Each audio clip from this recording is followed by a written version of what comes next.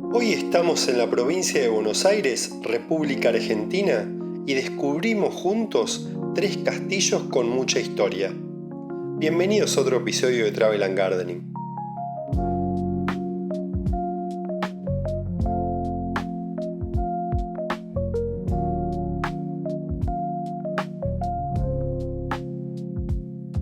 Castillo Tornquist.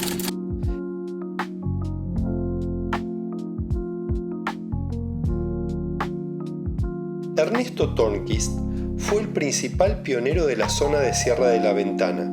Fundó el Banco Tornquist y el partido localidad de Tornquist, a unas 10 kilómetros de esta estancia. En 1903, Ernesto Tornquist se enamoró del pintoresquismo de las sierras que rompían la monotonía de la llanura y decidió construir un castillo a la europea. Su casa de veraneo, con estilo ecléptico, medievalista, neorrenacentista y neogótico, diseñado por el arquitecto alemán Karl Nordmann, típico en los castillos alemanes del valle del río Rin. La edificación de esta vivienda sureña se comenzó en 1903, con materiales adquiridos en Europa, puestos en el puerto de Buenos Aires y de ahí enviados en el tren que iba a Bahía Blanca. El parque, de extraordinaria riqueza arbórea, fue diseñado por el reconocido paisajista Carlos Thais. Castillo en la estancia El Retiro. María Inés Lavalle nos abrió las puertas de la estancia El Retiro para conocer el castillo donde vive. Esta soberbia residencia de estilo anglo-normando fue construido en 1904 por su bisabuelo, don Diego Meyer, fundador del pueblo de Sierra de la Ventana. El hombre llegó a principios del siglo pasado buscando dónde establecer su producción lanera. Así que decidió echar raíces en este paisaje y montó un vivero con el que forestaría la propiedad y alrededores.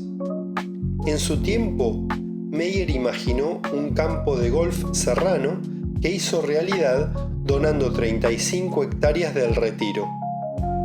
Con 18 hoyos, la cancha del Golf Club Sierra de la Ventana es una de las 5 mejores del país.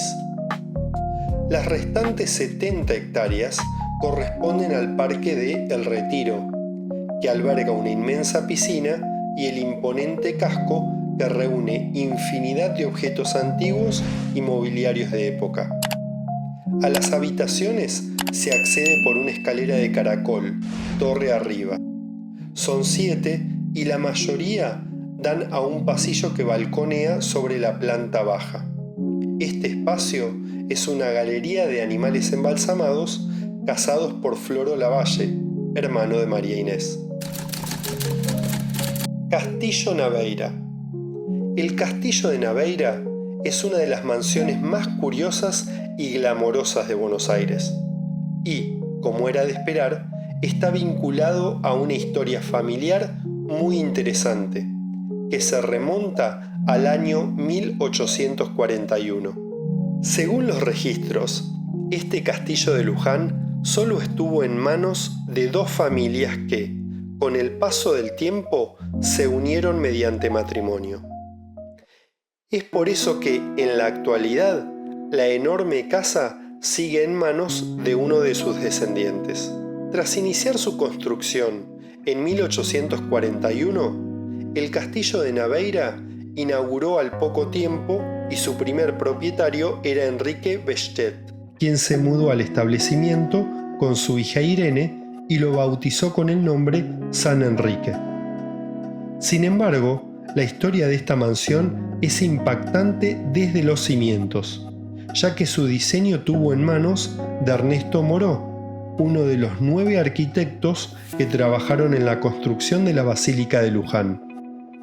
Ahora bien, de regreso a la historia de sus propietarios, la siguiente familia en vivir allí fue la de Irene Bechet, quien se casó con Domingo Fernández y tuvo 9 hijos.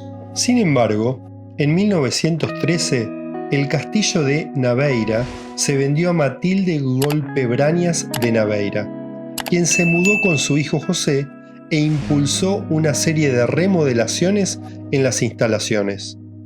Es decir, motivada por el fanatismo de la arquitectura gótica que tenía su hijo, Brañas de Naveira aceptó la propuesta de renovar el estilo de la mansión, cambiarle el nombre a San José y ampliar la mayoría de sus habitaciones.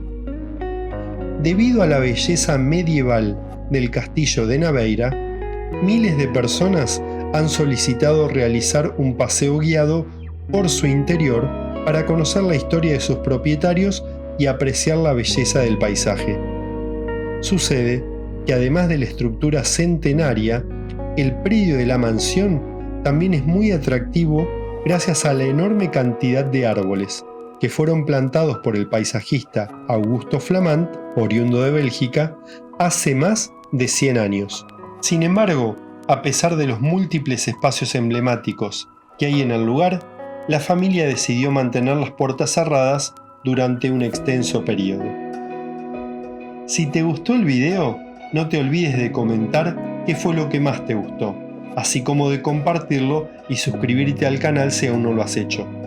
Para más información sobre todo lo que te mostré y cómo puedes visitar estos increíbles lugares, no dejes de mirar en la descripción de este video. Esto fue todo por hoy. Si te gustó este video, no te pierdas el episodio de Sierra de la Ventana y alrededores que te dejo aquí al lado, para descubrir una ciudad que tiene mucho para ofrecer.